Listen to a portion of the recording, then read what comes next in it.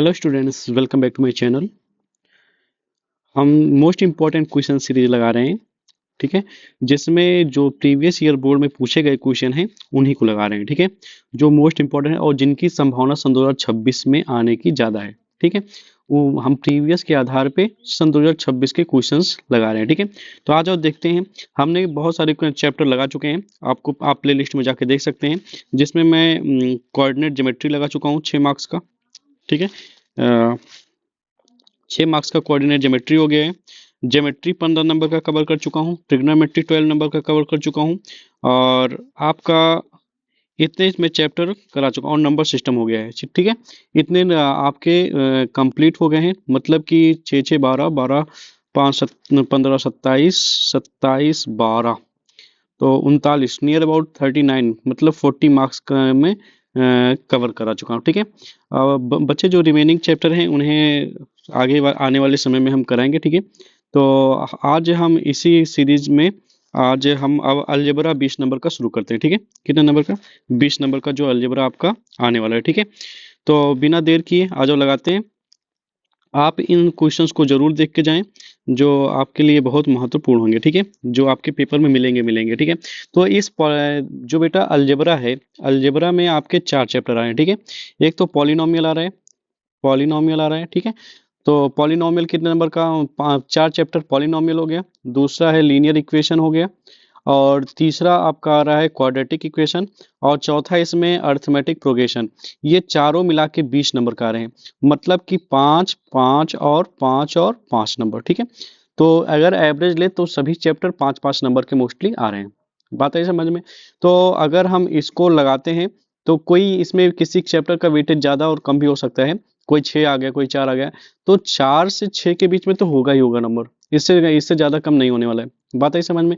तो आप सभी पढ़ के जाएंगे अगर इस पॉलिनोमियल को, तो 5 नंबर आपको देखने को मिलेगा नियर अबाउट। बात है समझ में? तो पॉलिनोमियल बहुत आसान है, इसमें कुछ नहीं करना है, एक बार देखें आपके 5 नंबर फिक्स हो जाते हैं, ठीक है।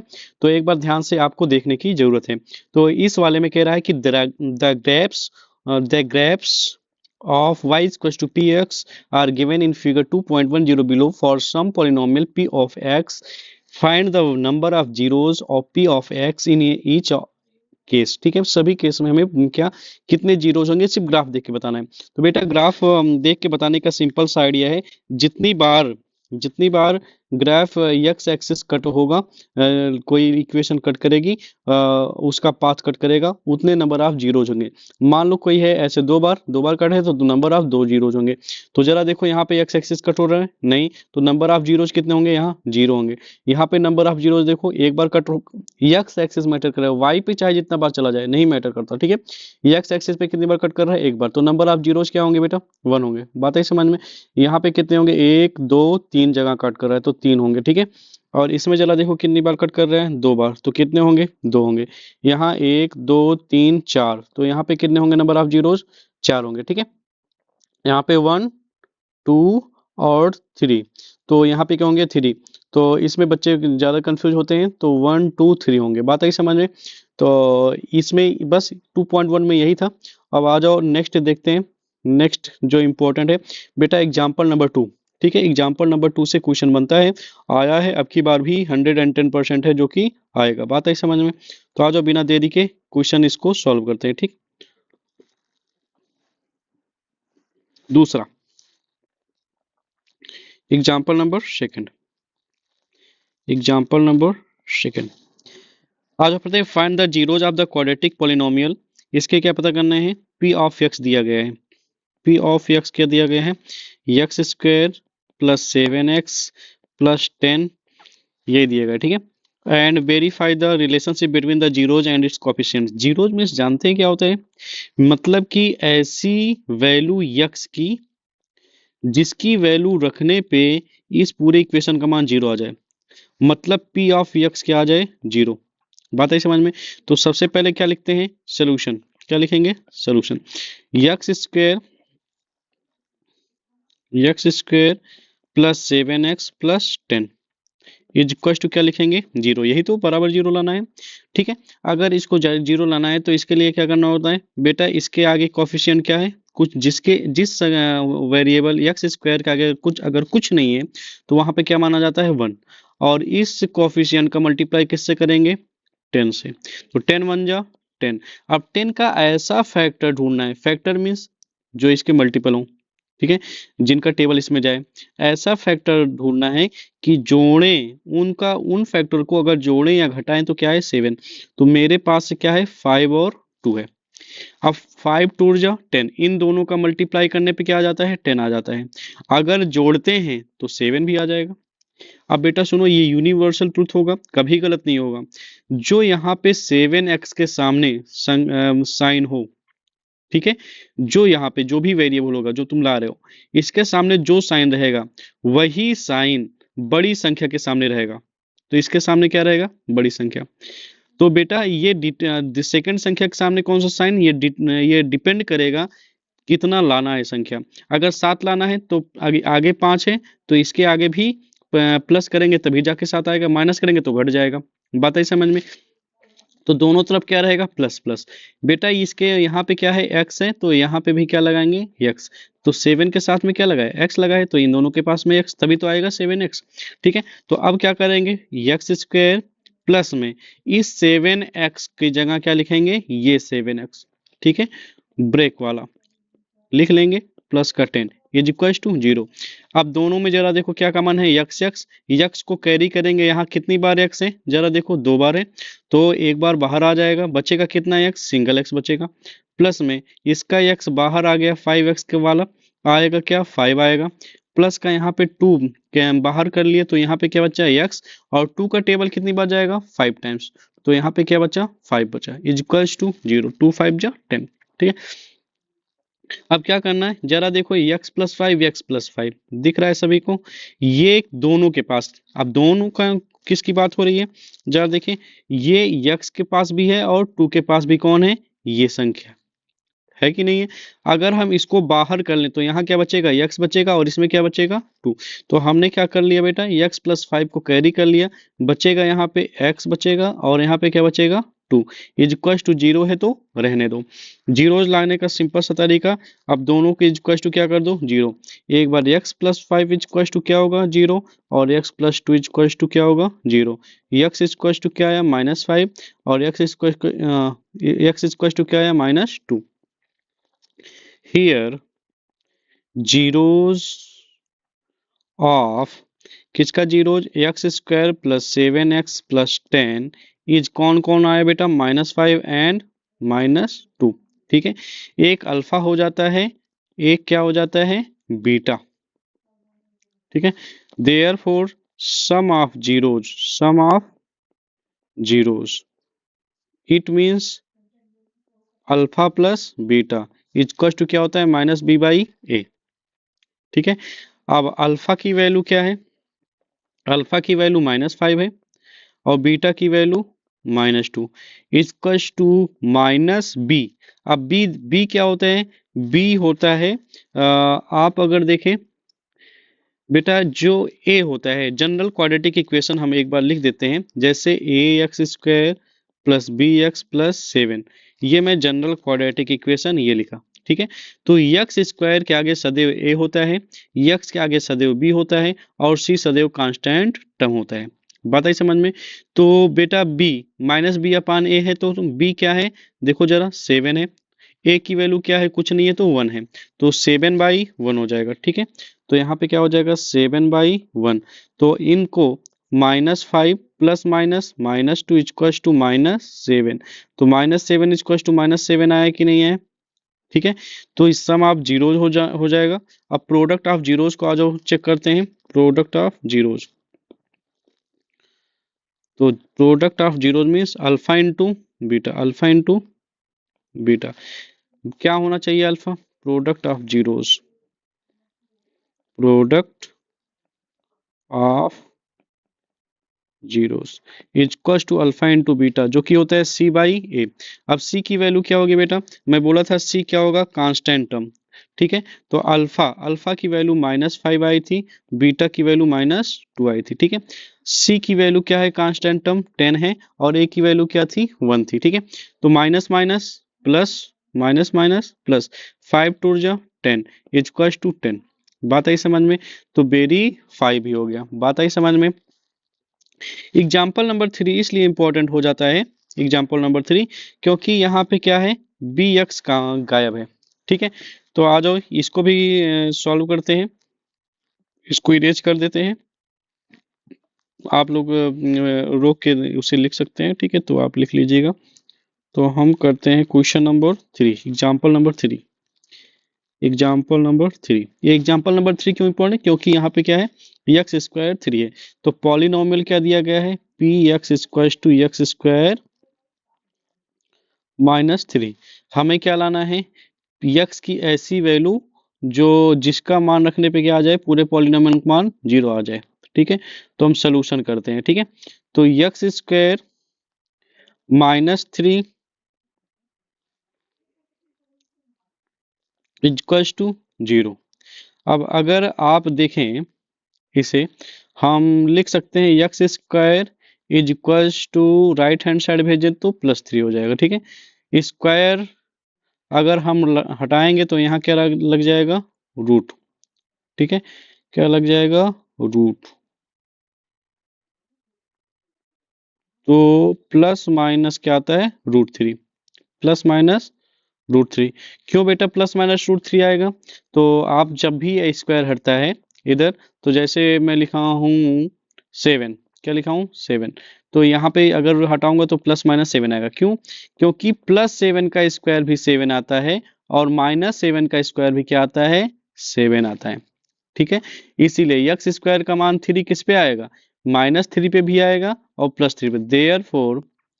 Therefore zeros of x square minus 3 is +√3 and -√3। तो एक अल्फा, अल्फा क्या होगा, +√3 मान लेते हैं, और बीटा क्या मान लेते हैं, -√3 हो जाएगा। बात आई समझ में? इधर वाला हम इरेज कर देते हैं। ठीक, इधर इरेज कर देते हैं। ठीक, तो जनरल आप अगर हम ध्यान से देखें, जनरल क्वाड्रेटिक इक्वेशन क्या होता है, ax square plus bx plus c। ठीक है, और इस क्वेश्चन देखें, x स्क्वायर तो है, लेकिन क्या bx है? सिर्फ आपको एक ही बार एक्स स्क्वायर दिख रहा होगा, यक्स नहीं दिख रहा होगा। ठीक है, मतलब कि जिसके ऐसा पावर जिसका एक्स की पावर 1 हो वो नहीं दिख रहा है। इसका मतलब बी का वैल्यू क्या रहा होगा, 0, और इसका मल्टीप्लाई होके क्या हो गया होगा, 0। बात आई समझ में? अगर मैं पूरा इक्वेशन लिखूं, इस वाले को अगर पूरा मैं एक्सप्लेन करके लिखूं एक्स स्क्वायर -3 को, तो मैं लिख सकता हूँ x square -0 into x -3 plus, ऐसा लिख सकता हूँ कि नहीं लिख सकता हूँ इसको? इसमें कोई गड़बड़ वाली बात नहीं है। बात आई समझ में? तो अब आ जाओ, therefore sum of zeros, that is sum of zeros alpha plus beta is equals to -b/a। Alpha फिक की वैल्यू क्या है, -√3, बीटा की वैल्यू क्या है, +√3, इक्वल्स टू बी की वैल्यू क्या है, 0, अपान में a की वैल्यू 1। तो बेटा ये प्लस है माइनस से कट गया, 0 बराबर क्या आया, 0 आया। ठीक है, and product of zeros alpha into beta equal to क्या होता है, c/a। c की वैल्यू जरा ध्यान से देखें, c की वैल्यू क्या है, ये देखो 3 है और a की वैल्यू 1 है, तो हो जाएगा अल्फा की वैल्यू -√3 +√3 इंटू -√3। ठीक है, इक्वल्स टू c की वैल्यू 3/1, तो वो भी c की वैल्यू -3 है। ठीक है, तो √3 क्या हो जाएगा, 3 हो जाएगा, और प्लस माइनस माइनस का -3 इक्वल्स टू -3। ठीक है, ऐसे करेंगे इसका क्वेश्चन। ठीक, अब आ जाते हैं next example number 4। Example number 4 इसलिए इंपॉर्टेंट हो जाता है, इसमें का क्वेश्चन 1 नंबर का देता है। ठीक है, 1 नंबर फाइंड या 2 नंबर में दे सकता है, find a quadratic problem whose sum and product of zeros. इसमें का क्वेश्चन बहुत बनता है, इंपॉर्टेंट क्वेश्चन बन जाता है। इंपॉर्टेंट क्वेश्चन चाहे 1 नंबर चाहे 2 नंबर में मोस्टली पूछा ही जाता है। ठीक है, तो आ जाओ इसको लगाते हैं। सम ऑफ जीरोज, क्वेश्चन क्या कह रहा है, sum of zeros solution alpha plus beta is means sum of zeros and product of zeros alpha into beta. आ जाओ देखते हैं।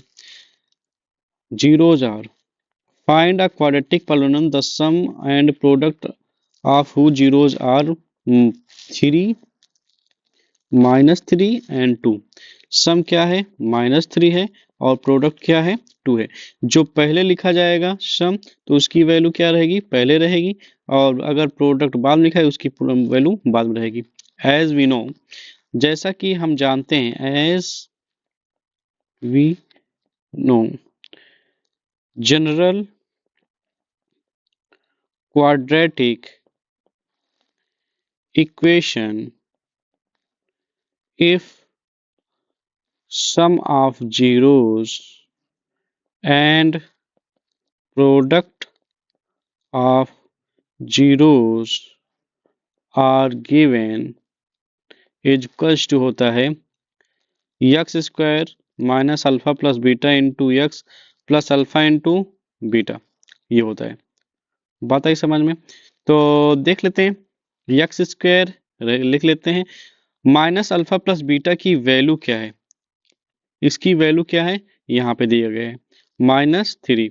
ठीक है, तो क्या हो जाएगा -3, यक्स की value X plus alpha into beta की वैल्यू क्या है 2, लिख लेते हैं X square minus minus plus 3x plus 2 is equals to 0।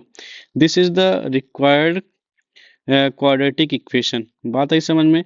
This is our answer. Zero लिखने की वैसे जरूरत नहीं है, जीरो पता करना होता है तो हो जाता है। ठीक है, तो हमारा ये क्या हो गया, रिक्वायर्ड क्वाड्रेटिक इक्वेशन हो गया। बात आई समझ में?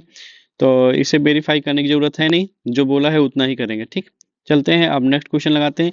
ये पांचवा क्वेश्चन अब पूछा नहीं जाता, सन 2020 पहले ये बहुत पॉपुलर क्वेश्चन था जो कि पूछा जाता था। ठीक है, अब सिलेबस रिड्यूस हो गया तो ये क्वेश्चन नहीं पूछा जा रहा है। ठीक है, अब लगाते हैं हम क्वेश्चन, हम एक्सरसाइज 2.2 के कुछ इंपॉर्टेंट क्वेश्चन है जो पेपर में आने वाले हैं। ठीक है, जो पूछे गए हैं। ठीक, तो कौन कौन से हो जाते हैं, जैसे क्वेश्चन नंबर 3, तो एक्सरसाइज 2.2 कह रहा है find the zeros of the following quadratic polynomials and verify the relationship between the zeros and the coefficient. Zeros भी पता करना है और उनके रिलेशनशिप फाइंड वेरीफाई करना है। ठीक है, तो आज हम लिखते हैं पहले क्वाड्रेटिक इक्वेशन। पहले हम तीसरा लगाते हैं जो कि इंपॉर्टेंट है, 6x स्क्वायर -3 -7x। ठीक है, ये हमारा क्या है, पॉलिनोमियल दिया गया है। ठीक है, तो करते हैं सोल्यूशन। पहले हम जानते हैं कि जो बेटा पॉलिनोमियल होता है वो स्टैंडर्ड फॉर्म में करने के लिए जो एक्सपोनेंट के डिक्रीजिंग ऑर्डर में होना चाहिए। ठीक है, तो आप अगर जरा देखें तो एक्सपोनेंट के डिक्रीजिंग ऑर्डर में नहीं है, यहाँ पावर 2 है, यहाँ 1 है, यहाँ पे 0 है। ठीक है, तो पहले क्या रहेगा, ये वाला तो पहले सही है, दूसरे सेकंड नंबर पे होना चाहिए, थर्ड वाले पे ये होता है। ठीक है, तो here 6x square -3 -7x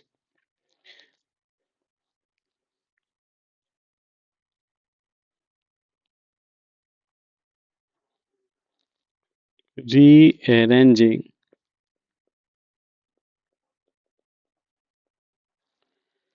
तो हो जाएगा, दैट इज, इसका मतलब क्या हो जाएगा, 6x स्क्वायर -7x -3 ना,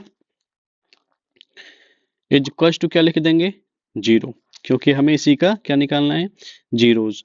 तो अब क्या करते हैं बेटा, निकालने के लिए क्या करते हैं, एक्स स्क्वायर के कोफिशिएंट से और कांस्टेंट टर्म जो होता है सी, इसका मल्टीप्लाई करते हैं तो 6 3 जा 18, 18 का ऐसा आपको फैक्टर ढूंढना है कि जोड़ने घटाने में क्या आए, 7 आए। तो मैं देख रहा हूँ यहाँ पे क्या मिल गया, 9 2 जो 18 और 9 में से 2 जाएगा, क्या आएगा 7 आएगा। बात आई समझ में? तो इसका मतलब क्या हो जाएगा, अब बेटा मैं बोला था साइन कैसा होना चाहिए, बड़ी संख्या के सामने जो यहाँ पे साइन हो। ठीक है, तो यहाँ पे -9 होगा, तो यहाँ पे कैसा रखा जाए, प्लस रखेंगे तभी तो 7 आएगा, घटेगा। या और वेरिएबल जो रहे वही वेरिएबल बगल में लिख लेते हैं। तो 6x square minus 9x plus 2x minus 3 equal to 0। एक काम सभी देखेंगे, यहाँ पे 3x का बाहर कैरी कर लेंगे, बचेगा क्या बेटा, यहाँ पे x बचेगा और यहाँ पे 3 3 जा 9 बचेगा, ठीक है। और यहाँ पे जरा देखें,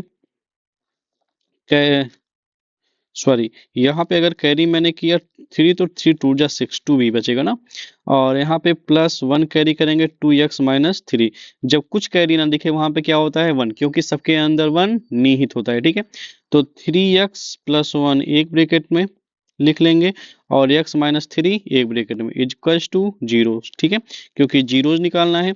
तो 3x प्लस 1 इक्वल्स टू 0 एक बार लिखेंगे, x माइनस 3 इक्वल्स टू क्या हो जाएगा, 0 हो जाएगा, ठीक। तो 3x इक्वल टू क्या आएगा, -1, x इक्वल टू -1/3 आएगा, ठीक है। ये हमारा क्या हो गया, अल्फा इक्वल टू -1/3 मान लेते, ठीक। और नेक्स्ट वाला क्या हो जाएगा, x equal to 3, beta equal to क्या हो जाएगा, 3 हो जाएगा, ठीक है। तो therefore sum of zeros alpha plus beta equal to क्या होता है, -b/a।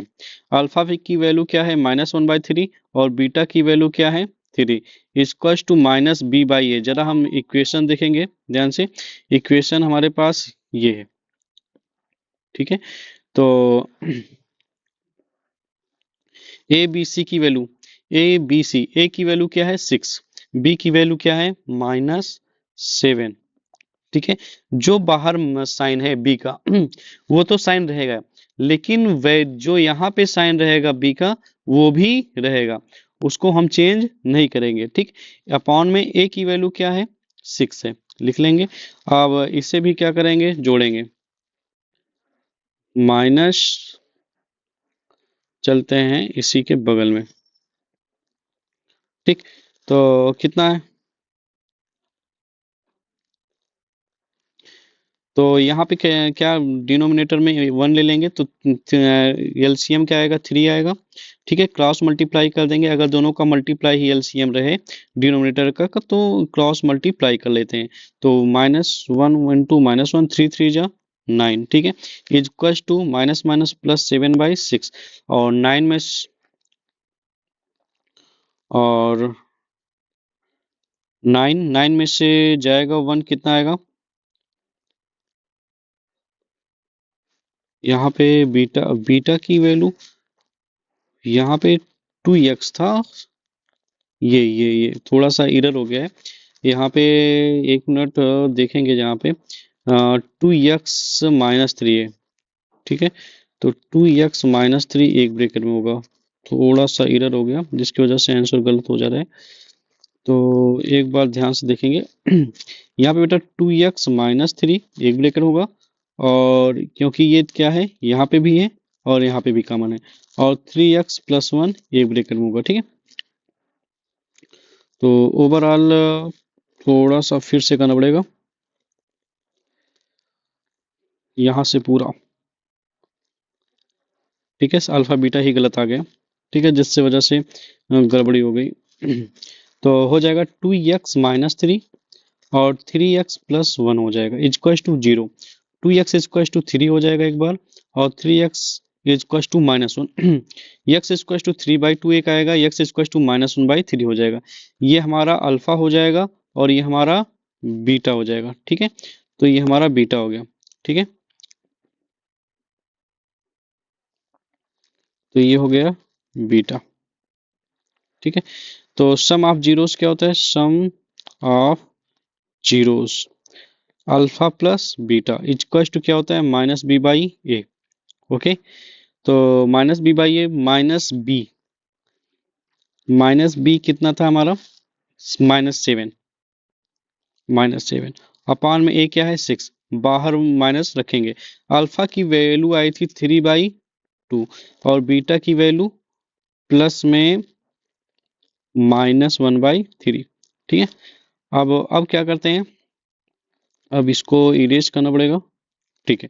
अब लेते हैं एलसीएम, किसका इसका एलसीएम, 2 और 3 का एलसीएम क्या आएगा, दोनों का मल्टीप्लाई, जो कि क्या होगा 6, एलसीएम आ गया 6, क्रॉस मल्टीप्लाई 3 3 जा 9 और करेंगे 2 1 जा 2 is equal to minus minus plus 7/6। 9 में से 2 जाएगा, क्या आएगा 7/6 इज इक्वल टू 7/6। बेटा अगर हमारी ये वैल्यू सही है, हम दोनों तरफ LHS बराबर RHS है, इसका मतलब अल्फा बीटा सही है, नहीं तो अल्फा बीटा गलत होता है। इसीलिए पिछली बार अल्फा बीटा क्या आ रहा था, गलत आ रहा था, ठीक है, जिससे हम जान पाए कि हमारा वैल्यू क्या है, जीरोस गलत, हमने कहीं पे मिस्टेक किया है, ठीक है। तो आप भी ऐसे इसको वेरीफाई करने का मतलब है हमें हमारा अल्फा बीटा क्या हो जाएगा, कंफर्म हो जाएगा सही है गलत ना। Product of product of zeros जो कि अल्फा इंटू बीटा क्या होता है, C/A।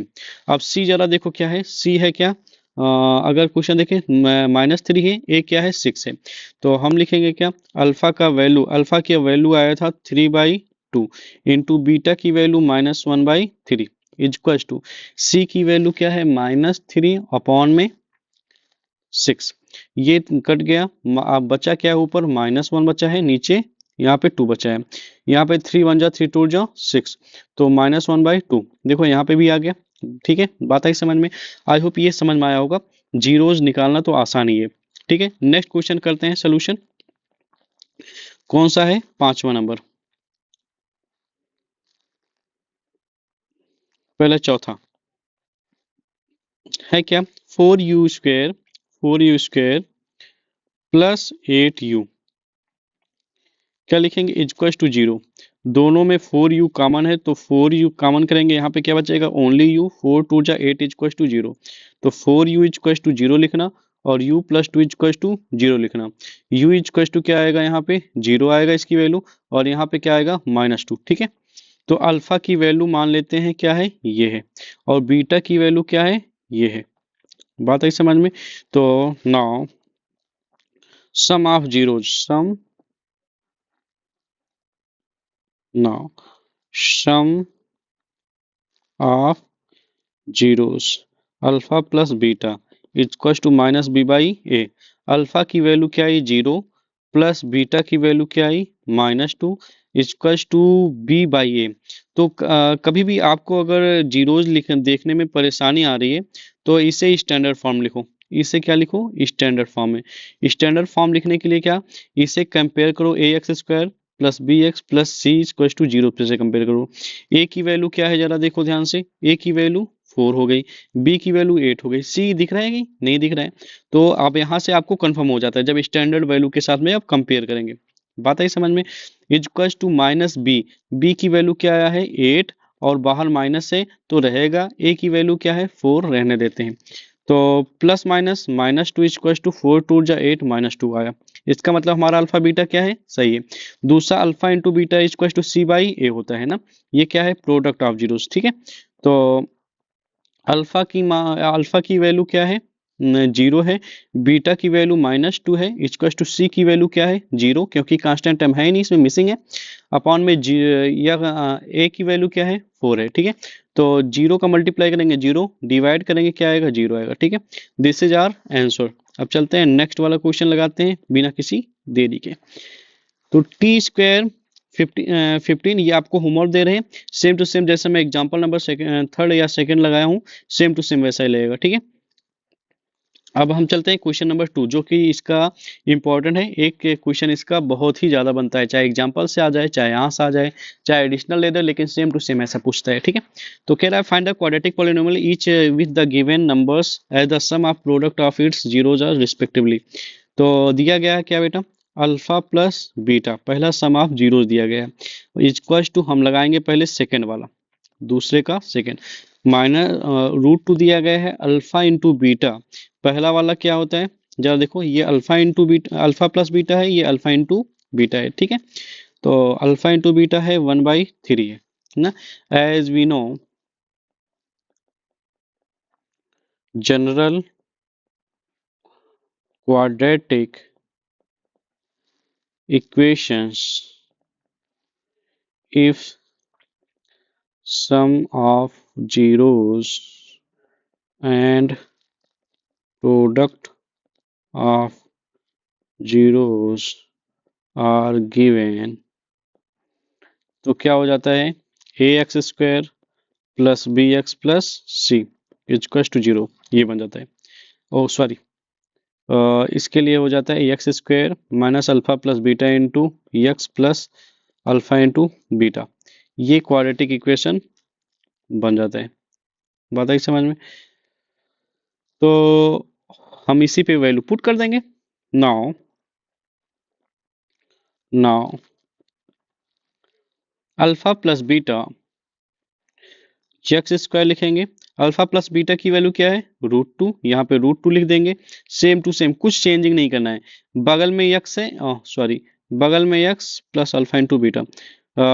बगल में एक्स है तो एक्स लिख लो, प्लस अल्फा इंटू बीटा की वैल्यू क्या है? 1/3 लिख लो। छेड़खानी कुछ भी नहीं करनी है, जो जहां है उसकी वैल्यू वहीं पे रख दो। ठीक है। बेटा अब क्या करो, एक डिनोमिनेटर में 3 दिख रहा है ना, तो इसी से पूरी इक्वेशन क्या कर दो? Multiply. Now we multiply by 3 in above equation. ठीक है, तो आएगा क्या? 3x² minus 3√2x plus 3 into 1/3 get cancel हो जाएगा, तो 3x² हो जाएगा माइनस 3√2x हो जाएगा और प्लस 1 हो जाएगा। ठीक है, दिस इज आवर आंसर हो जाएगा। ठीक है, तो कुछ भी नहीं करना है, इसमें सिर्फ फार्मूला लिखना है और क्वेश्चन लगा देना है। तो अब इसके बाद में हम लगाएंगे कौन सा? इसमें का तीसरा वाला। ठीक है, तो अल्फा प्लस बीटा की वैल्यू दी गई है 0। अल्फा इंटू बीटा की वैल्यू दी गई है क्या? √5। एज वी नो, यहाँ पे शॉर्ट कर लो, एज वी नो, तो x² minus alpha plus beta into X plus alpha into beta ये होता है। तो x² की वैल्यू x² रहेगी, अल्फा प्लस बीटा की वैल्यू क्या है? 0 इंटू एक्स रहेगा, प्लस अल्फा इंटू बीटा की वैल्यू √5 है रहेगा। x² इसका मल्टीप्लाई 0 हो जाएगा और प्लस का √5, दिस इज आवर आंसर हो जाएगा। ठीक है, ठीक, इसमें कुछ था ही नहीं। चलते हैं अब क्वेश्चन नंबर कौन सा लगाते हैं इसका? फिफ्थ वाला ना। फिफ्थ वाला क्वेश्चन क्या कह रहा है? Alpha plus beta is equal to -1/4 and alpha into beta is equal to 1/4 है।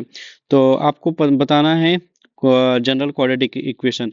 तो as we know, general quadratic equation is equal to x² minus alpha plus beta into X plus alpha into beta.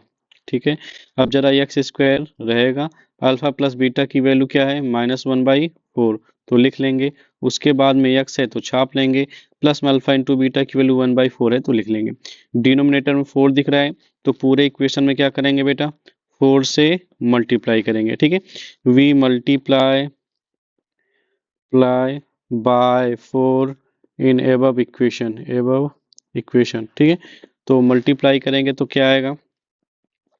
4 into x² minus minus plus 4 into 1/4 x plus 1/4। ठीक है, तो 4 into x² तो यहाँ पे क्या आएगा? प्लस का only x बचेगा यहाँ पे, और यहाँ पे क्या बचा? ये कट गया तो ओनली 1 बचा। This is our general quadratic equation which is required to find out. Okay, now we go ahead on the next question. Next question maybe I will take first question। ठीक है, जो ठीक ठाक लग रहा है। तो फर्स्ट क्वेश्चन देखते हैं। तो alpha plus beta alpha plus beta is here is equal to 1/4 and alpha into beta is equals to -1 is given. So as we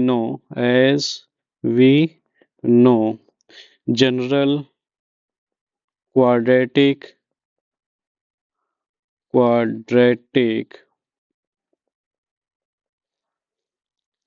equation, if sum of zeros